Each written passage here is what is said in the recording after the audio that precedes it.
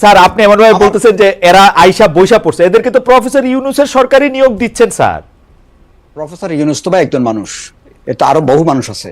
এখন কথা হচ্ছে আমার বিশ্ববিদ্যালয় নিয়ে আমরা খুবই ভাবিত স্যার আপনি কিন্তু আমার না, আমি একটু বলি, আমার প্রাইমারি স্কুল হাই স্কুলের কি অবস্থা চলছে এই জিনিসটা কি আমরা দেখতে পাচ্ছি? হাই স্কুলগুলোতে কিন্তু শিক্ষক নাই স্যার। এখন তো মুশকিল।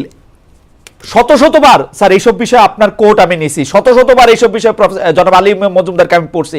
এখন তো স্যার আপনারা ড্রাইভিং সিটে, এই এই এই এই জিনিস এখন আর আপনি কারে বলবেন?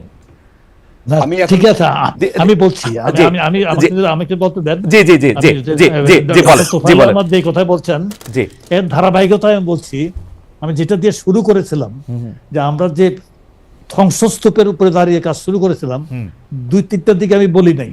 যেমন আমাদের প্রধান 2টা খাত, স্বাস্থ্যের আর একটা শিক্ষা।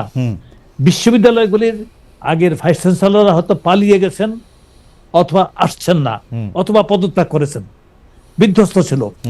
শিক্ষা, স্বাস্থ্য, এখানে বিভিন্ন প্রতিষ্ঠানগুলি মানে হাসপাতালগুলির চিকিৎসকরা স্বাস্থ্যসেবা চালিয়ে যাওয়ার চেষ্টা করেছেন নিঃসন্দেহে, এমনকি আন্দোলনের সময় তারা চালিয়ে গেছেন। কিন্তু যারা পরিচালনার দায়িত্ব ছিলেন, প্রধান দায়িত্ব ছিলেন, প্রিন্সিপাল হোক, ডাইরেক্টর হোক, যাই হোক, এখানে দেখা যাচ্ছেন তাকে সরিয়ে দিয়ে অন্য কেউ বসে পড়ছেন।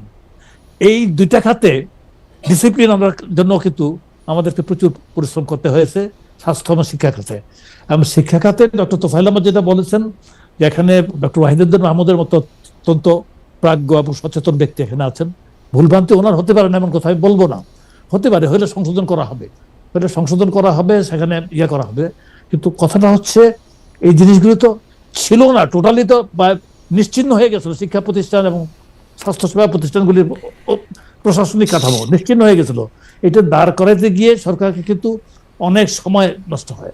এবং পাশাপাশি কিছু লোক এই প্রত্যাশাটা এমন বেশিভাবে ডেভেলপ করে যে আজকে আমার সব দাবি আদায় করতে হবে, তখন রীতিমতো হবে। স্যার এটা সহজ কথা আপনারা জিজ্ঞেস করি।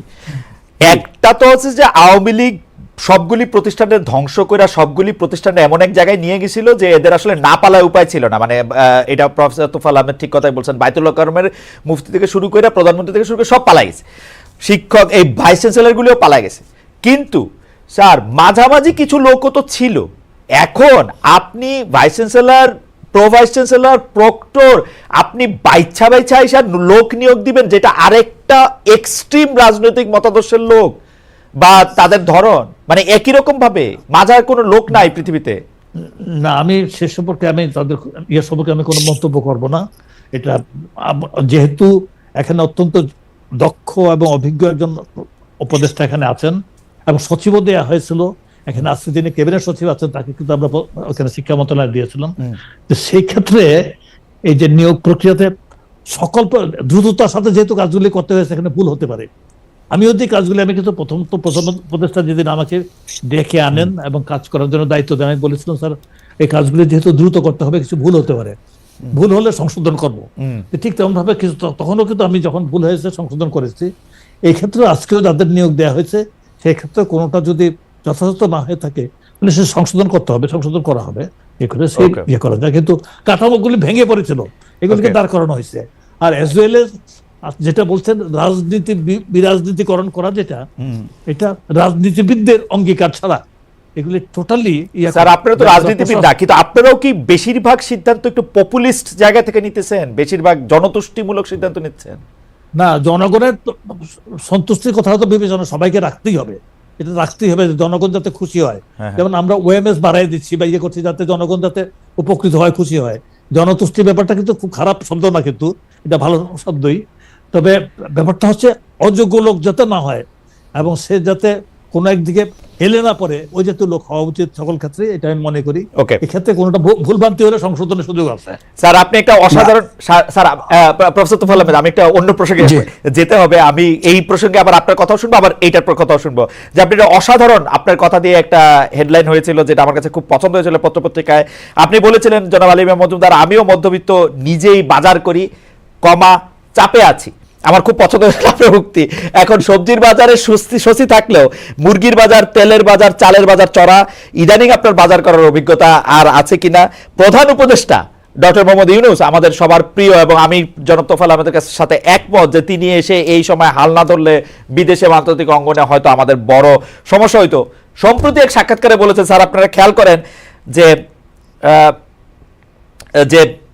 আপনারা মানে উনি বলছেন যে তারা মানে প্রফেসর ইউনূসরা ভাগ্যের উপর ছেড়ে দিয়েছেন ব্যাপারটা, বাজার ও দ্রব্যমূল্য কি স্যার আপনারা ভাগ্যের উপর ছেড়ে দিয়েছেন না কিনা? না, না, না, ব্যাপারটা হয়তো উনি এমনি কথার কথা হিসেবে কথাটা বলেছেন আর কি। আসলে তো ব্যাপারটা হচ্ছে কি, বাজারটাকে নিয়ন্ত্রণ করা বলা যায় না, চালের দামটা আমি নির্ধারণ করে দিতে পারি না, মার্কেট রেগুলেট করবে।